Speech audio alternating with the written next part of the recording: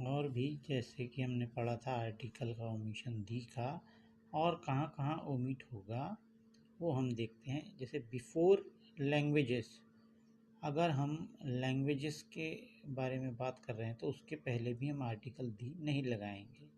जैसे my favourite language is Russian, तो यहाँ पर दी रशियन नहीं लिखा गया है। तो ऐसे अगर किसी लैंग्वेज का नेम आ रहा है तो उसके पहले आर्टिकल नहीं आएगा।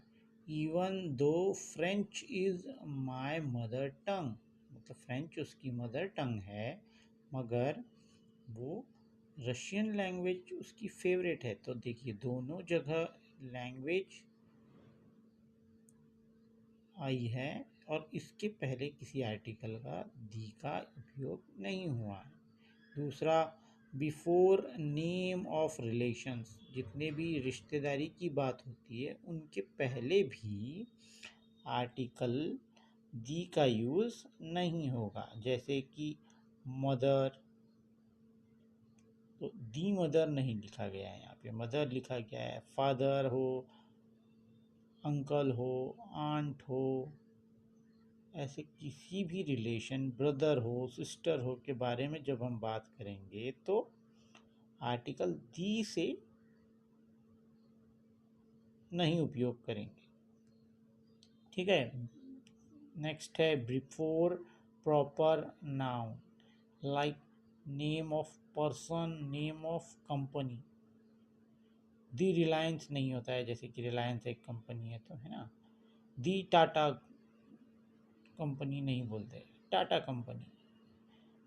Accept those mention in the list, जो हमने पहले जब पढ़ा था तो उस लिस्ट में हमने जिनके बारे में बात की थी उनको छोड़ के, है ना।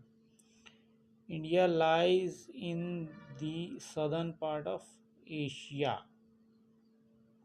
इंडिया एक नाउन है तो यहाँ जैसे कि एक एग्जाम्पल दिया गया है कि name of person, name of company या कंट्री की शुरुआत हो रही है तो नहीं यूज़ हुआ है ना।